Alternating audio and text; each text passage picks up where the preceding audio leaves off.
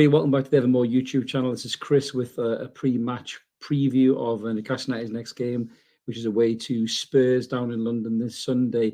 So we're going to get stuck into this in a minute, just to go through how I think the team's going to line up, a little bit about what we think the game's going to go like, and potentially a prediction of a result as well. So just before we do a little bit of housekeeping, if you haven't already, please click that like and subscribe button. We'd love you to come and join us. We're on about 1907 subscribers, I think. So we're over the 1900 mark now, which is great. So thank you so much, everybody, who's clicked that button.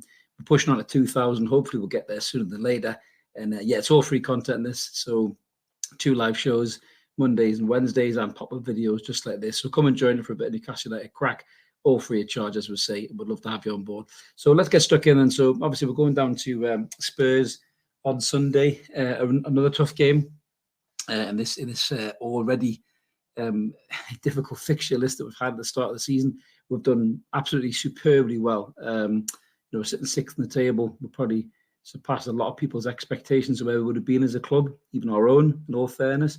We finished last season really strong, but we've really played all shapes and sizes of games this season. We've played against big teams, and obviously Manchester City, Liverpool, Manchester United. The only team that beat us out of them lot is Liverpool, and then you need 8 minutes extra injury time to do so. And Spurs is next up. Spurs are a decent side. They're coming off the back of a 2-0 defeat by Manchester United, where they were really poor midweek as well. So I think I said this on Evermore on Wednesday. My concern really is that Conte is going to put his foot up their arse, and they're going to come into that game really full of it, ready to go. But confidence is high from us. We've had 2 great results this week with a draw against Manchester United and the win midweek against Everton.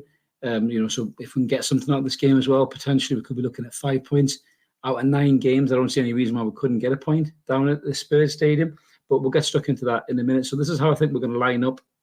In terms of injury news, the only real injury news, I suppose, on top of what we already know about Alexander Isak and St. Maximin, was apparently a knock to Joe Linton as well. Now, when you look at the gallery of training, Joe Linton has been training, as has John Joe Shelvey. He looked really sharp and fit to John Joe, in great shape and training. But I think Eddie Howe's already turned around and said that he's not going to be featuring obviously in the side. I think he might be on the bench again, as we've got him there on the subs bench. But I think what will probably happen is Joe Willock will just come back in for Joe Linton if that knee injury keeps him out. And to be fair, that's a strong midfield. I think Sean Longstaff's been brilliant this season so far. I think his defensive capabilities, his busyness in midfield, his ability to close down, his ability to spray the ball out to like to Trippier and pop it off to Bruno. I think Sean's looked a lot better this season, and rightly so deserves some of the plaudits from Eddie Howe recently. Obviously, Bruno is the main man, but Willock's energy, I think, when he come on against Everton midweek as well, I thought he was brilliant. His legs, his energy, he was keen to get a goal, and I think Willock will be relishing this game at Spurs. In terms of the back 5, I think it really picks itself in a minute. I think Dan Burn will probably keep that left back slot. He can't really have him out the side at the minute. As we said on Wednesday, he's doing such a good job. Obviously, the centre back pairing of Botman and Cher will have to deal with Harry Kane, who has got a really good record against us in the last few games, to be fair. So I just hope that Harry Kane doesn't put one of his shithouse tackles on Sven Botman and injures him like he did Florian Lejeune. Hopefully, Botman can put a foot up Kane's arse, and we can deal with that. But yeah, up front, I think we'll have Wilson again. I don't think Wood will get a start. I just don't think this game is a Chris Wood type of game. I think Wilson can find those pockets of space and behind the Spurs back four, which Mark said on Wednesday.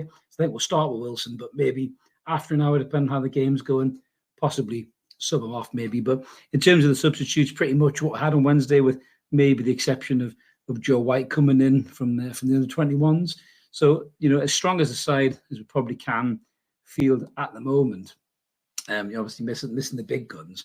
But as I said, we've been playing really well. The likes of Murphy and Almiron coming in have done a great job. But I think, we go to this game with confidence. We go to this game not fearing these teams again. As I've said that before, went to Manchester United. We don't get scared anymore going to these big fixtures. Eddie Howe has this team whipped up, ready to go. We'll go to Spurs thinking we can get something, and why not? And Spurs will respect us. I think Conte spoke really well about Newcastle United at his press conference, saying that Newcastle United has to be taken seriously now as a top 6, top 4 contender. They'll be pushing for titles in the next few years.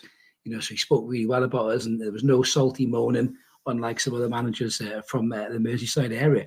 So let's have a look at the head-to-head before I give you a bit of a match prediction there. So the head-to-head, the last 54 Premier League games that we've played together, Spurs just edge it with 24 wins to our 22. Goals-wise, we have had a few pumpings off Spurs, but 86 goals to our 81, so it's not too bad for us in that regard. But Spurs have had 15 clean sheets and we've only had 6, so we are quite open when it comes to games against Spurs. You can see the form guide going into it.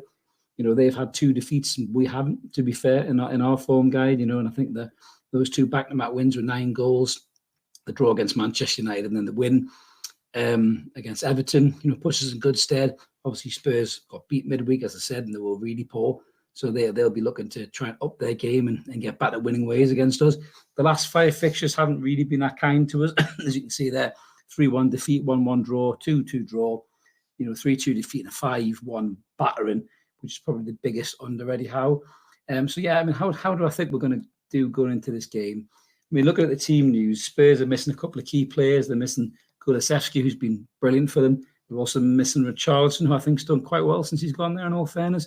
But they've still got a really strong squad. The one player that really worries me is Harry Kane. Harry Kane has 5 goals and 3 assists in his last 5 Premier League games against us. Although he's only scored once against us at home. So maybe that goes in our favour. But, you know, we have got the Botman, as we say. So the Botman and Share, you know, to Marshall, you know, England's number 1 striker, and probably the closest thing Alan Shearer's threat to his record, really. But how do I think it's going to go? It's a tricky one. I think Spurs are a really good side. And I think that, again, you know, we say it'll be about our press. It'll be about our energy. It'll be about our endeavour. You've got players like Miggy in the side who's on fire. At the minute, he just looks so confident. He won't give a monkeys who he's playing against. He'll run at them. He'll commit them. He's not scared now to tuck inside and take a shot. He just looks a totally different player, a different prospect. I think Willock's energy and legs in midfield will give him something to worry about. You know, like Højbjerg, he'll drag him further back, make them defend a bit more. Obviously, Bruno getting on the ball. You know, I think Bruno can unlock any defence on his day. He's got a great relationship going with Miggy as well. And if Wilson can find that space, I mean, I saw Christian Romero midweek and making some rash tackles, some silly tackles, really.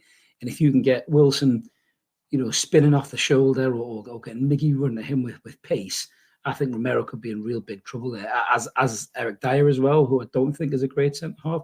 So I think we've got a chance. I don't think they're great at the back, but have got very good players. So in terms of it for us, obviously we are missing some big guns that could spin the game for us. Obviously, had they been in the squad with the likes of ASM and Isak. Me personally, I'm thinking a 1-1 draw here, and I think that'll be a really good result. Could easily get beat 2-1, which I think some of the lads have said in the Evermore chat. But I'm going to be positive. I'm going to retain my positive mindset thanks to Eddie Howe and the boys. I think I'm going to say 1-1 draw for me at Spurs. I think that'll be a good result, to be fair. But let us know what you guys think in the comments below. We always appreciate your comments, and we'll try to reply to as many as we can.